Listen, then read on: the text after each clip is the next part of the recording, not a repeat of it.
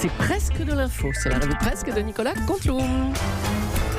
Et elles sont encore dans le studio, Sonia Mabrouk et son invitée, la ministre du Travail, Muriel Pénicaud. Muriel Pénicaud, bonjour. Vous craignez la paralysie du pays le 5 décembre ou pas au gouvernement, Muriel Pénicaud?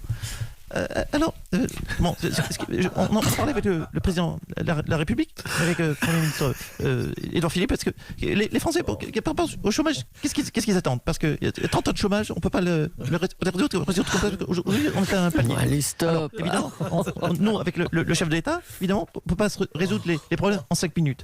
Donc vous avez... Attendez, s'il vous plaît. Merci Sonia, merci Muriel Pénicaud. Exceptionnellement, ce matin, je lance un appel aux auditeurs, ceux qui ont compris ce qu'a dit Muriel Pénicaud. C'est un nouveau jeu, gagne un appareil à raclette. Alors pour ce qui est du chômage, si vous cherchez du travail, on a un début de solution à Europe 1, parce qu'on cherche des solutions. Europe 1, c'est qui écoute le monde changer. Europe 1, je vous l'annonce, chers auditeurs, embauche un traducteur français Pénicaud français. Si vous êtes disponible, si vous avez des compétences, n'hésitez pas à nous appeler. Et puis l'info du jour, c'est cette manifestation dans Paris, Julie, aujourd'hui, pas celle contre la situation de l'hôpital, mais la manifestation pour que je remette mon écharpe jaune. Oh, ça va, allons. Car ce matin, je suis allé sur internet, j'ai opté pour une écharpe bleue qu'un petit garçon ce matin, mon invité de 6h15 m'a offert, 6h40, oui, on s'en fout à l'heure où je suis levé, une minute. Une écharpe bleue, je remercie ce petit garçon. Je sentais que ça allait désorienter les auditeurs. Promis, demain, j'annule ma réforme vestimentaire. Non, mais c'est bien, c'est le bleu Europe 1, bravo. Oui, c'est vrai, merci. Et voilà. Et puis attention au froid. 11 départements placés en vigilance grand froid ce matin, dont l'Ardèche. On pense aux Ardéchois. La maison qui s'écroule le lundi, la vague de froid le jeudi. C'est pas la bonne semaine pour les Ardéchois. Avec toutes ces catastrophes, le nombre d'habitants en Ardèche va chuter de 50%. Ils vont passer de 8 à 3. Voilà, on pense aux habitants de l'Ardèche. On leur souhaite bon courage pour les inondations de dimanche à venir et le tsunami de mardi prochain. Allez, c'est bon. Merci Mathieu, si on peut dire. Allez, on va parler du malaise étudiant. Un étudiant lyonnais s'est immolé par le feu et la fac de Lyon 2 a été bloquée jusqu'à cette nuit. On est en duplex de Lyon avec un responsable du mouvement étudiant. Bonjour monsieur. Macron, t'es foutu, la jeunesse est dans la rue. Macron, t'es foutu, la jeunesse est dans la rue. Alors, mais vous n'êtes pas leader étudiant, monsieur Collomb. Non, mais écoutez, madame Julie, là, ça ne va plus. Les étudiants sont dans une précarité intolérable. Vous savez, les problématiques de ces jeunes me concernent de près, vous l'avez compris, car ma femme, voilà, qui est jeune, nous les fréquentons beaucoup. Forcément, nous sommes de la même génération. Du coup, je suis solidaire avec eux. Et je suis revenu bloquer la fac donc ce matin. J'empile, vous voyez, vous voyez pas parce qu'on est à la radio. J'empile des chaises devant les portes. Je fume des pétards avec des copines en Sarwell. Et je chante Bella Ciao. Oh Bella Ciao, la Ciao, la Ciao, Ciao, Ciao.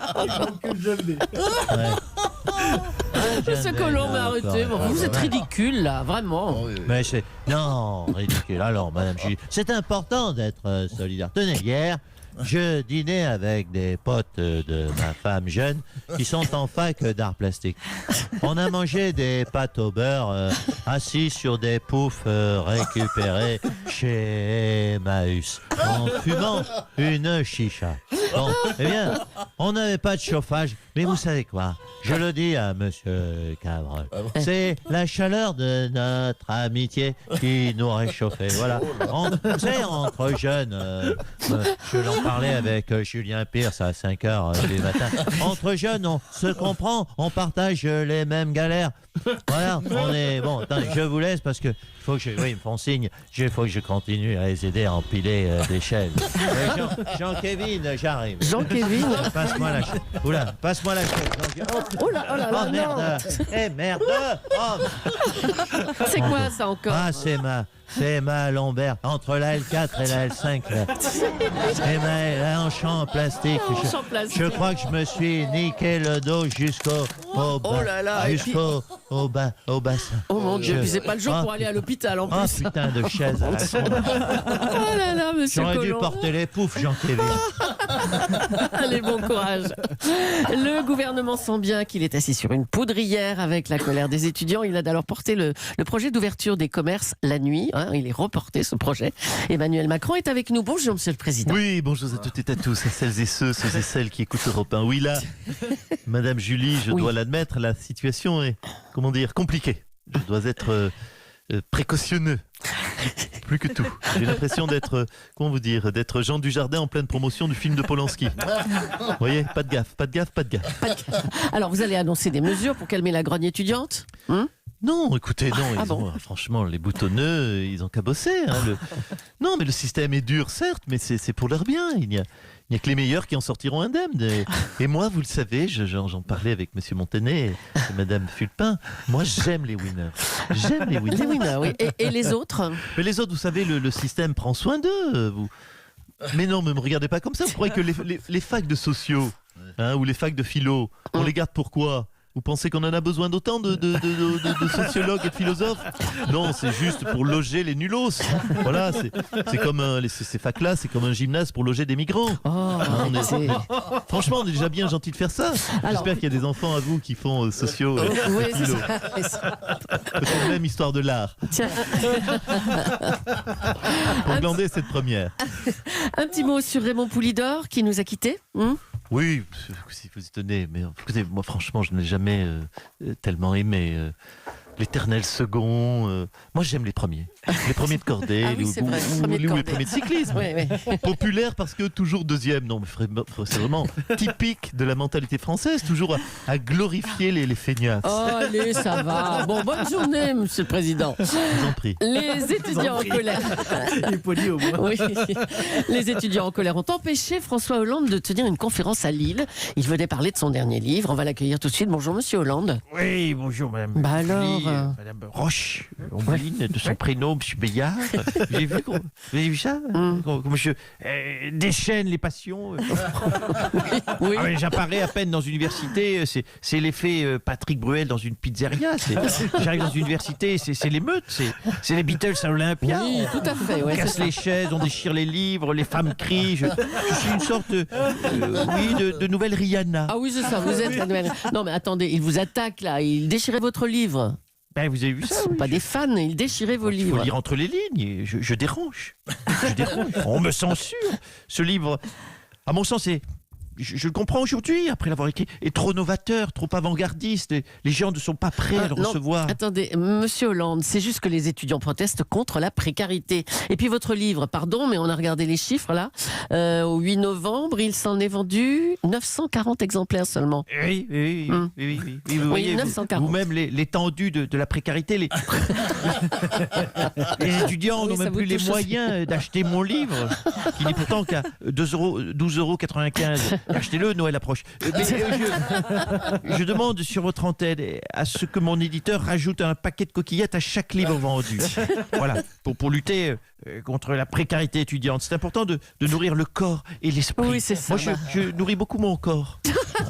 Allez, merci monsieur Hollande. Nicolas Sarkozy, vous vouliez réagir à cette annulation de la conférence de François Hollande? Oui, bonjour madame. Écoutez, je vais prendre un petit peu de hauteur. Madame Julie, monsieur Bayard, Mme Roche, excusez-moi de... Je m'immisce, je sais bien, mais j'adore m'immisquer. Je voulais dire à tous les étudiants et les étudiantes que je les comprends. C'est vrai, vous voulez réussir dans la vie, avoir de bons conseils pour réussir, et votre université l'invite François Hollande. Je dis, que fait Jean-Michel Blanquer? À leur place, moi, j'aurais gueulé aussi, franchement. Tiens, puisque vous êtes là, vous avez reçu un prix littéraire hier soir, hein, le prix de littérature politique Edgar Faure pour votre livre Passion. Oui, marche bien, ouais. c'est gentil de le souligner.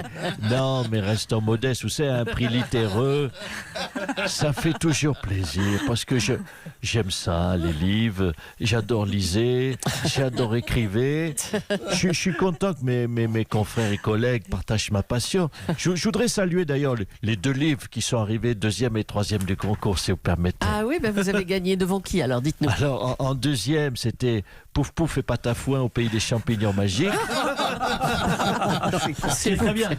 Et en 3e, alors je vous le recommande, c'était une biographie de François Fellman, très documentée avec beaucoup de photos. Et puis il y a eu le prix spécial du jury. Ah, c'était qui ça, le prix spécial? Ah, du je jury ne sais pas si je dois vous le Allez, dire. C'est mon fils, Louis. Ah, votre fils, Louis et sa maman Cécilia. Oui, Cécilia et Louise. Un prix qui lui a été décerné par la présidente du jury, Isabelle Balkany, et par ses assesseurs, dont Rachida Dati. Rachida qui m'a dit vos livres à toi et ton fils, ils sont inuits, faut les liser. Dardar. Vous voyez, c'était la fine fleur des amateurs des ouvrages littéreux qui était là. Dis donc. Magnifique. Merci, M. Sarkozy. Bravo pour votre succès, en tout cas. Hein. Allez, pour terminer, on va évoquer à nouveau la disparition de Raymond Poulidor. Depuis hier, les hommages se multiplient. Nelson Bonfort, bonjour. Oui, bonjour mes chers Julie, bonjour à tous. Écoutez, évidemment, ce sont des centaines d'hommages que l'on rend aujourd'hui à Raymond Poulidor, l'éternel second, comme on l'appelait, l'homme qui a inspiré tous les sportifs français, et pas que dans le cyclisme. Les Joe Wilfried Songa, également, fils et Richard Gasquet, tous ont suivi l'exemple de Raymond Poulidor. Ils terminent tous seconds à leur match de tennis, vraiment. Je suis avec un disciple de Raymond. Bonjour, mon cher Alain, bonjour. Que retenez-vous du grand Raymond, de celui qu'on appelait Poupou? Écoutez, bonjour, je m'appelle Alain. Oui, je suis fan de cyclisme. Vous savez, pour moi, Raymond Poulidor, c'est d'abord l'amour de la défaite. C'est une branlée prise avec bonne humeur. C'est la joie de ne pas être premier. Et moi, ça m'a servi. Je vais inspirer toute ma carrière. Ma passion pour l'échec, je crois, vient de là. Alors, j'ai envie de dire ce matin, merci Poupou. Je te fais des poutous, Poupou. Oh, mais ça, c'est magnifique comme chute. Je te fais des poutous poupous. Merci beaucoup.